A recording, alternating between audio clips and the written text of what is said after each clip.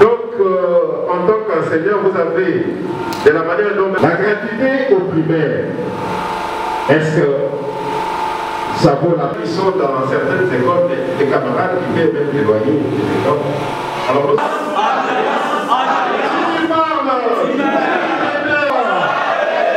merci camarades. Alors, déclaration syndicale. Réunie en Assemblée générale le samedi 10 août 2024 à Kinshasa, les enseignants affiliés aux organisations membres de la synergie des syndicats des enseignants de la RDC ont échangé autour des questions pressantes et brûlantes qui sont à l'origine du dysfonctionnement constaté dans la gestion de notre système d'enseignement. Alors que tous les enseignants attendaient la convocation des assises sur la politique salariale avec toutes les parties prenantes devant garantir la sécurité sociale pour tous, conformément à la recommandation du président de la République, nous sommes tout étonnés de la convocation d'une commission paritaire sectorielle avec les mêmes acteurs et qui n'apportera aucune solution aux attentes des enseignants de la République. Face à la modicité chronique des salaires des enseignants, depuis plusieurs décennies, la discrimination dans la répartition du revenu national, en violation flagrante des articles 36 et 58 de la Constitution, la perte du pouvoir d'achat des enseignants, les dysfonctionnements dans l'allocation des primes, l'absence d'un SMIC régulier et incitatif, la synergie des syndicats des enseignants demande au gouvernement de donner des réponses aux préoccupations légitimes des enseignants avant la rentrée scolaire prochaine, à savoir 1. Accorder à tous les enseignants de la République un nouveau barème salarial uniforme pour supprimer les zones salariales et ce, à travers une politique nationale de rémunération. 2. De consolider la gratuité de l'enseignement primaire par les paiements d'un nouveau barème pour garantir la qualité des enseignements dispensés d'une part et de supprimer la prise en charge des enseignants par les parents au niveau secondaire. 3. De garantir une retraite digne et honorable aux enseignants et de régulariser la situation des enseignants retraités dont les indemnités de fin de carrière n'ont pas encore été accordées conformément aux textes légaux. 4.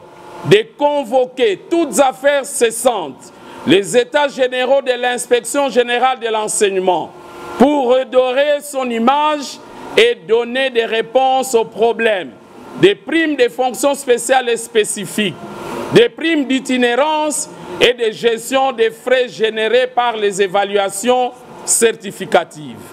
5.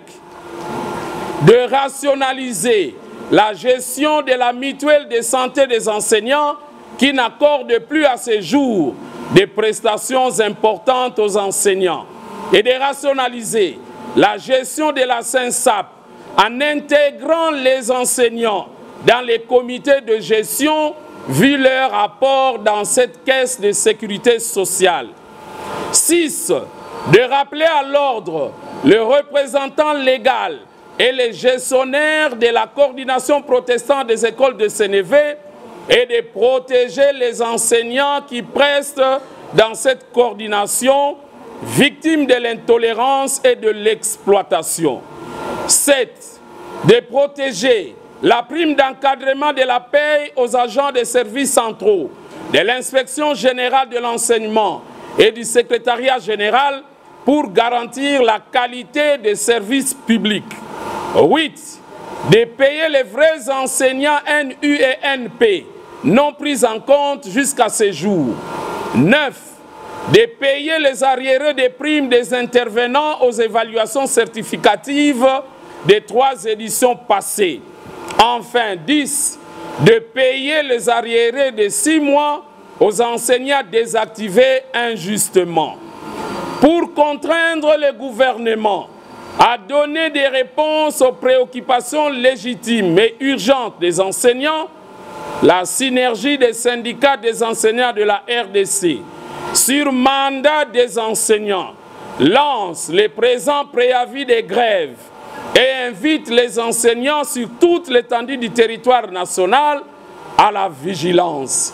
Ainsi fait à Kinshasa, le 10 août 2024, pour le Sénécat, Jean Bosco Puna, secrétaire général et porte-parole.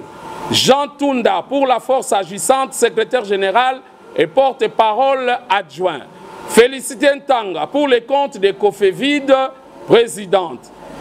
Modeste Kayombo Rachidi, secrétaire général pour les comptes de la Centrale congolaise du travail.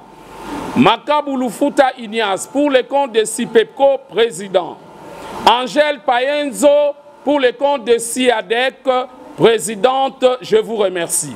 Oh, venez voir, venez voir, oh, venez voir, l'enseignement.